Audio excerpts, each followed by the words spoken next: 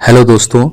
तो ये वीडियो समर्पित है राष्ट्र के वास्तुकार कांग्रेस का उदारवादी चरण 1885 से 1905 भारतीय राष्ट्रवाद की नींव का निर्माण।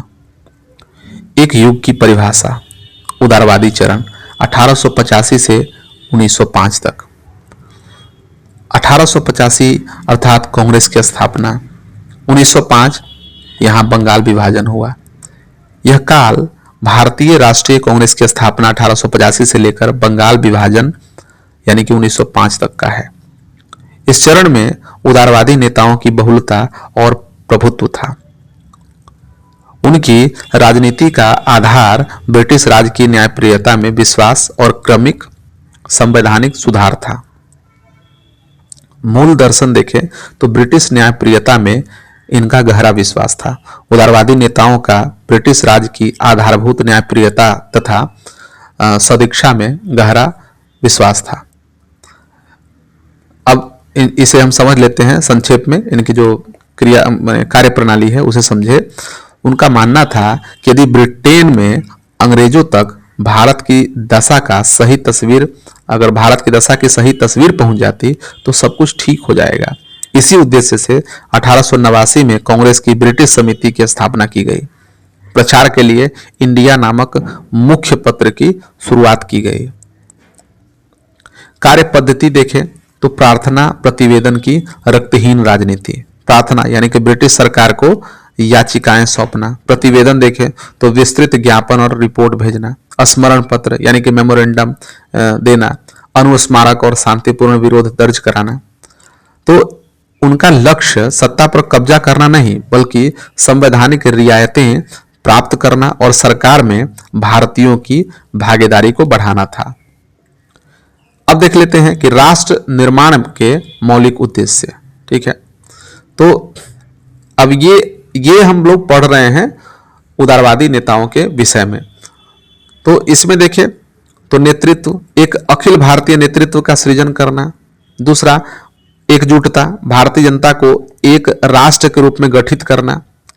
विचारधारा, एक साम्राज्यवाद विरोधी विचारधारा का निर्माण करना। आधुनिकता, संप्रभुता के सिद्धांत पर आधारित आधुनिक राजनीति को प्रोत्साहन देना। ये इनका उद्देश्य था। ठीक है, एक बार फिर से देखें इनका उद्देश्य क्या था।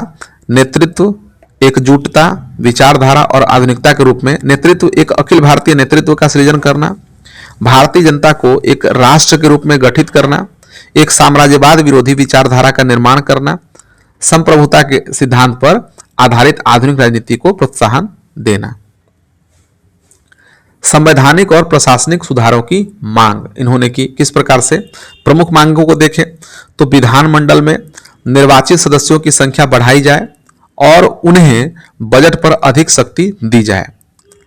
दूसरा, भारत सचिव की परिषद को समाप्त किया जाए। तीसरा, वायसराय की परिषद में 2 भारतीय सदस्यों की नियुक्ति हो। उसके बाद देखें तो सिविल सेवा का पूर्ण भारतीयकरण किया जाए। और 5वां देखें तो कानून, वर्नाक्यूलर प्रेस एक्ट और आर्म्स एक्ट को रद्द किया जाए। ये प्रमुख संवैधानिक और प्रशासनिक सुधारों की मांग जो है उदारवादी नेतृत्व द्वारा की जा रही थी। और अब आर्थिक न्याय को देखें तो प्रतिनिधित्व के बिना कोई कराधान नहीं। ठीक है, सैन्य व्यय में भारी कमी की जाए। ठीक है, ये आह्वान था ये उदारवादी नेताओं का। जब आप जानते हैं कि ड्रेन ऑफ वेल्थ थ्योरी जब आई थी तो वहां पर जो है दादा भाई नौरोजी द्वारा जो यह दिया गया, तो आप जानते हैं कि दादा भाई नौरोजी भी एक उदारवादी नेता में ही उनका नाम आता है। तो उसके बाद जो है इस थ्योरी के आने के बाद आर्थिक न्याय के सिद्धांत को दिया गया, मतलब कि प्रतिनिधित्व के बिना कोई कराधान नहीं। यह जो है सैन्य व्यय में भारी कमी की जाए। तटकर यानी कि टैरिफ जो है, टैरिफ के माध्यम से भारतीय उद्योगों को सुरक्षा दी जाए। भू राजस्व के तहत अस्थायी बंदोबस्त का अन्य क्षेत्रों में विस्तार किया जाए।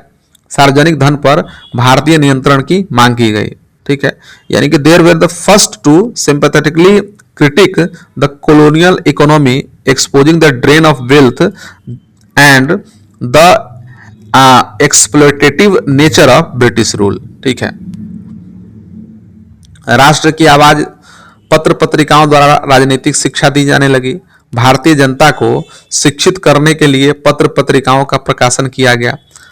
राष्ट्रगुप्तार जो दादा भाई नौरोजी द्वारा लिखी गई, ठीक है, सुरेंद्र नाथ बनर्जी द्वारा, ठीक है, बंगाली, और गोपाल कृष्ण गोखले द्वारा सुधारक पत्र पत्रिकाओं द्वारा लोगों में जन चेतना, राष्ट्रवाद की भावना और समानता के विचारों को लोकप्रिय बनाया गया। ठीक है, ठोस उपलब्धियों को देखें तो अगर देखा है तो नींव की पहली ईंट जो रखी वह उदारवादियों ने ही रखी। तो क्या है, इनको किस तरह की सफलताएं प्राप्त हुई?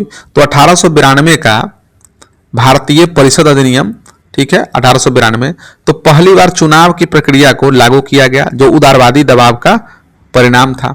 दूसरा, 1893 हाउस ऑफ कॉमन्स प्रस्ताव, ठीक है, भारत और लंदन में एक साथ सिविल सेवा परीक्षा आयोजित करने का प्रस्ताव पारित हुआ।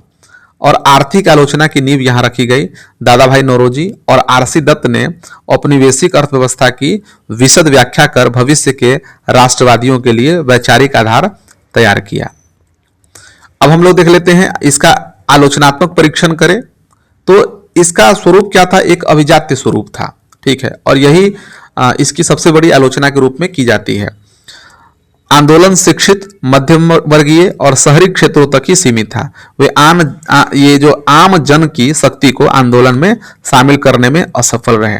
ठीक है, द डिफाइनिंग व्यू पॉइंट देखें तो फिरोज शाह मेहता ने स्पष्ट किया कि स्वराज सभी लोगों के लिए अर्थ नहीं रखता, बल्कि केवल उन्हीं लोगों के लिए रखता है जो शिक्षित भारतीय हैं।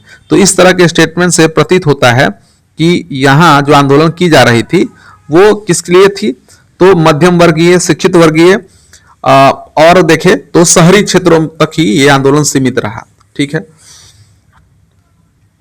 इसकी कार्यप्रणाली और वर्गीय सीमाओं की आलोचना देखें तो अंशकालिक राजनीतिक नेता जो है, अब देखिए इसमें इसकी आलोचना इस आधार पर भी की जाती है कि नेता अपने निजी जीवन में सफल पेशेवर थे, पूर्णकालिक क्रांतिकारी नहीं थे, राजनीति उनके लिए एक अल्पकालिक पेशा था। ठीक है, यही कारण था कि वर्ष में एक बार अधिवेशनों के जरिए या किसी सभा गोष्ठियों के जरिए जिस दिन छुट्टी मिलती है कार्यालय की, उस दिन आते थे, सभा गोष्ठी करते थे और चले जाते थे। तो मैंने कहने का अर्थ यह है कि जो उस समय के जो नेता थे वो निजी जीवन में काफी सफल हुआ करते थे।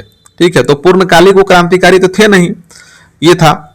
उसके बाद देखिए तो ब्रिटिश स्वरूप को समझने में विफलता, लंबे समय तक ब्रिटिश शासन के वास्तविक साम्राज्यवादी स्वरूप को समझने में यह जो है असफल रहे। ठीक है, और वर्गीय सीमा थी, क्लास लिमिटेशंस, आंदोलन पर पूंजीपतियों एवं जमींदारों का प्रभाव था।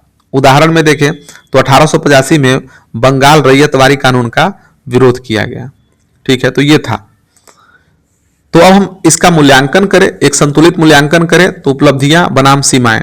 उपलब्धियों को देखें तो राष्ट्रीय चेतना का जागरण किया, औपनिवेशिक अर्थव्यवस्था का विशद व्याख्या की, लोकतंत्र और राष्ट्रवाद के विचारों को लोकप्रिय बनाया, भविष्य के आंदोलनों का व्यापक आधार तैयार किया। तो ये सभी इनकी उपलब्धियां थी। सीमाओं में देखें तो अभिजात्य वर्गीय स्वरूप और जन आंदोलन से परहेज। दूसरा है कि प्रार्थना याचिका नीति की प्रभावहीनता। तीसरा कि ब्रिटिश शासन के वास्तविक चरित्र को समझने में देरी। तो दोस्तों हम लोगों ने इसकी उपलब्धियों और सीमाओं को ध्यानपूर्वक देखा। अब देख लेते हैं अस्थायी विरासत, राष्ट्रीय आंदोलन की नींव के निर्माता। नरमपंथियों की कमजोरियों को आने वाली पीढ़ियों ने दूर कर दिया, पर उनकी भूतपूर्व उपलब्धियां आने वाले वर्षों में राष्ट्रीय आंदोलनों का व्यापक आधार तैयार करने में सफल रही। उन्होंने इस राजनीतिक सत्य को उद्घाटित किया कि भारत का शासन भारतीयों के हित में चलाया जाना चाहिए। उनके कार्य ने ही भविष्य में उग्रवादियों और गांधीवादी आंदोलनों का उदय संभव बनाया। ठीक है, तो हम लोग अब देख लेते हैं प्रमुख निष्कर्ष में उदारवादियों का योगदान। वे अखिल भारतीय राजनीतिक मंच बनाने वाले पहले व्यक्ति थे, पहले लोग थे। उन्होंने वह आर्थिक और राजनीतिक शिक्षा प्रदान की जिसने आधुनिक राष्ट्रवाद का जो है जन्मदाता बने। उन्होंने स्वतंत्रता संग्राम के लिए वैचारिक और संवैधानिक आधार का निर्माण किया, भले ही उनके तरीके बाद में पुराने पड़ गए। ठीक है, तो इस प्रकार से हम लोग देखते हैं कि उदारवादियों का योगदान किसी भी मामले में कम नहीं है। ठीक है, तो इस प्रकार से हम लोगों ने इसका संपूर्ण विश्लेषण कर लिया है। तो मिलते हैं अगले वीडियो में, तब तक के लिए धन्यवाद।